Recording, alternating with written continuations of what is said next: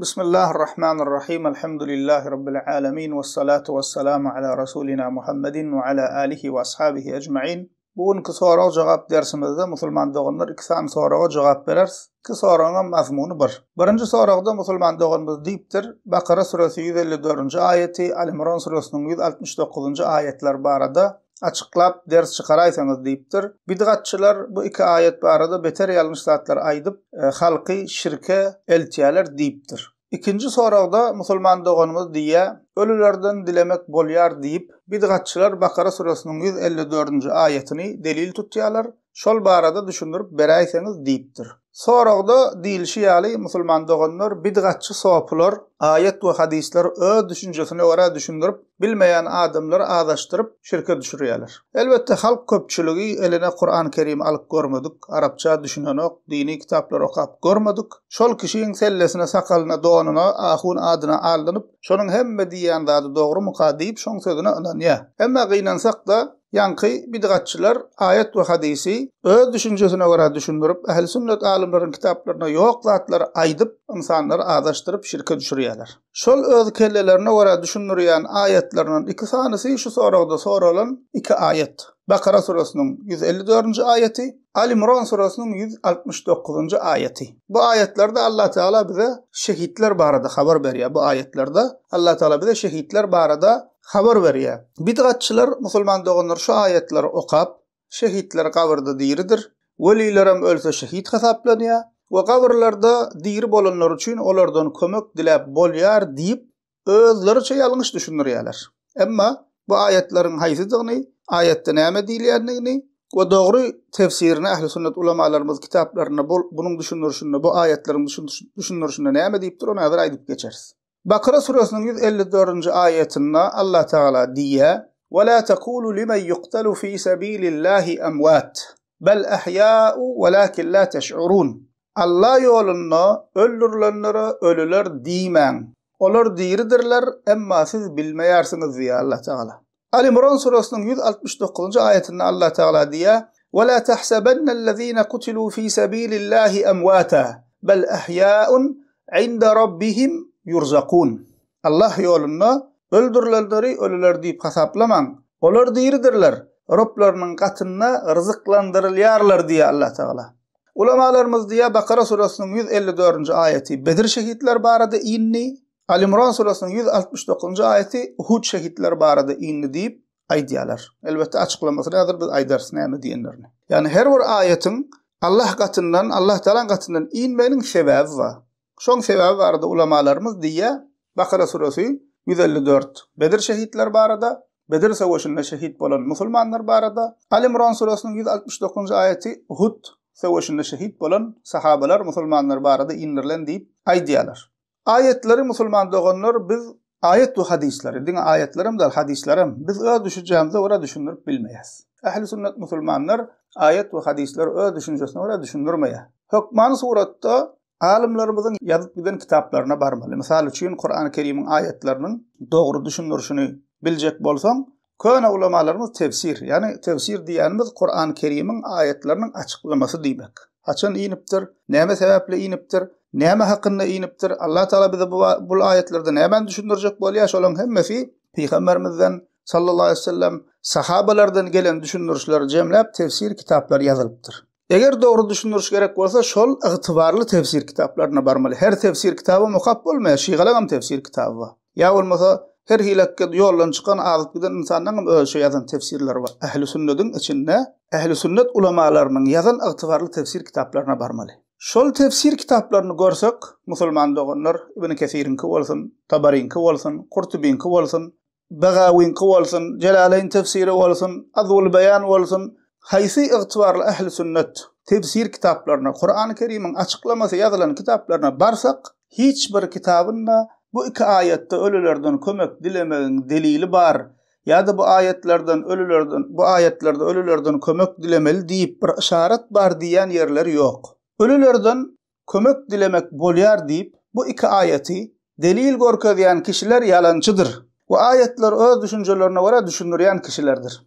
İnsan ölenden soň musulman kapır hemmesi berzah aleminde diri.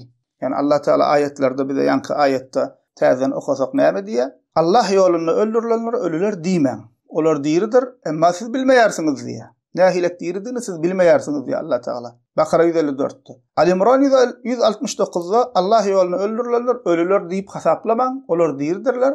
Roblarynyň gatyna rızıklandırılýarlar diýe. Yani Allah Taala iki ayetde de bize nämen habar berýär? Ölümden soň bir ýaşaýyşyň badygyny. Bu dünýädäki dünýä ölümünden soň, wujud beden ölenden soň bir ýaşaýyşyň badygyny, diriliň badygyny bize habar berýär. Oňa da hemmämiz bilýäs, akide okan, ähli sünnet kitaplaryndan okan her bir musulman, her bir molla bilýär, berzah alemi diýilýär. Berzah aleminde diňe şehitler däl, kapyrlarym diýri. Musulman we kapyr hemme kişi diýir berzah aleminde, ruhlar aleminde, berzah alemi, musulman kapyr hemmesi diýri. Hatta Firavunam kabrına diýir musulman doganlar azap çekip ýatyr.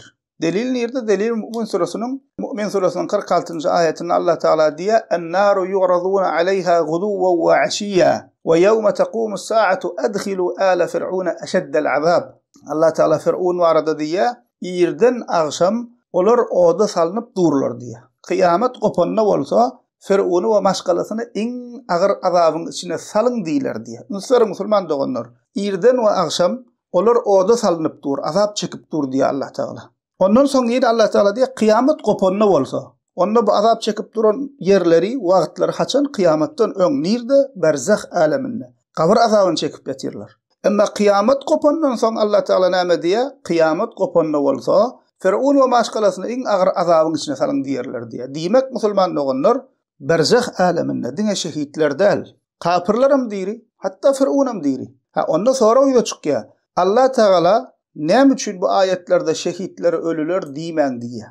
Şehitlere näme üçin ölüler diýmän diýip aýratyn Allah Teala bellap aýdýar. Bu ayetin tefsirinde musulman doganlar alimlerimiz şunu diýerler. İki ayette de Allah Teala bize şehitliğin ahmiyetini, şehitliğin üstünlüğünü ve şehitliğin derecesinin uluduğunu ve adeti ölüler ýaly değerliğini haber berýär. Allah ýolunda söwüşip şehit bolan kişi adeti öz ajalyny ölen kişi bilen ölen ýaly däldir. Olara ölü diýilmeýär. Allah ýolunda ölenlere ölü diýilmeýär, şehit diýilýär. Olaryň berzahdaky dirilikleri, berzah aleminde, ruhlar alemindäki ýaşaýyşy adeti musulmanlardan tapawutly. Allah Teala bize şunu ayetlerde haber berýär diýip ulamalarymız aýdýar. Näme üçin bunu Allah Teala aýratyn şey diýip aýdypdyr? Näme üçin bu ayetler gelipdir? Ulamalarymız diýär, çünkü Peygamber sallallahu aleyhi ve sellem'in wagtynda haçanna sahabalar Bedir savaşynda, Uhud savaşynda şehit bolanlar musulmanlaryň arasyndaky munafyklar, yani daşyndan musulman sırap içinden kapyr bolup ýören kişiler we müşrikler şehit bolan sahabalar barada näme diýdiler?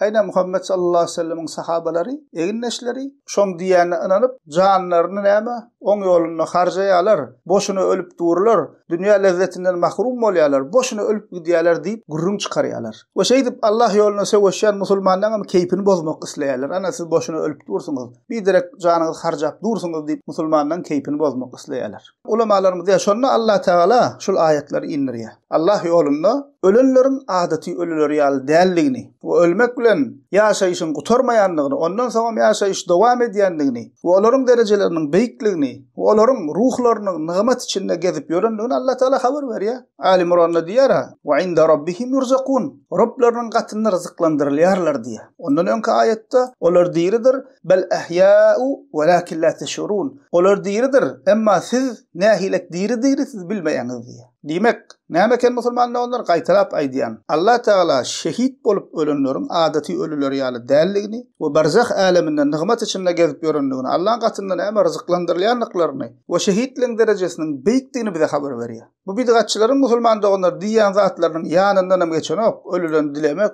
bu gurrun ýok hiçili. Bidgatçylar hiç bir ygtybarly tefsirden, hiç bir ygtybarly ähli sünnetin tefsir kitaplaryndan şu ayetleriň ölülerden kömek dilemeň delilidigini gorkasyp bilmezler. Dogruçul bolsalar, ene ähli sünnetin ygtybarly tefsir kitaplarına, plan tefsirine, plan sahypasyna, plan alim şul ayetleriň tefsirine ölüden kömek dilemekliň delil şul ayetler diýip açyklady diýip gorkasyp bilmezler, aýdyp bilmezler. We önsürseňiz musulman doganlar, bu bidgatçylar ölülerden kömek dilemek barada ders, Kur'an we sünnetten açyk delil getirip ders geçip bilmezler. Eger dogruçul bolsalar, bilmeýän adamlaryň kellesini bulaşdyryp durman ders geçsinler. ölüden kömek dilemek bolýanlygy barada ders geçsinler. Dersin ady şu bolsun. Ölülerden kömek dilemek bolýanlygy. We Kur'an we sünnetden açyk delil getirsinler. Getirip bilmezler. O dersi geçiben bilmezler. Hem işe üns verseňiz musulman doganlar bunu nirde düşündirýärler bu meseleni? Nirde düşünürüp geçýärler? Ölüden kömek dilesen bolýa,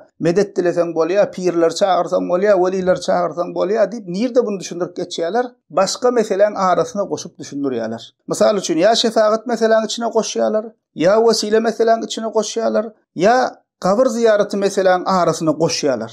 Ayrı ders edip şu meseleň açyk aýdyn edip düşünürüp bilmezler. Dogruların arasyna ýalňyş düşünjäni goşup düşündirýärler musulmanlygyny. Onsoň Kur'an tefsiri aňyrda dursun, eline Kur'an alıp görmedik kişiler var şulan gepine inanýarlar. Ne bilsin ahun ulama diýilse, hemme diýen näme diýip düşünýärler, dogrum ka diýip düşünýärler.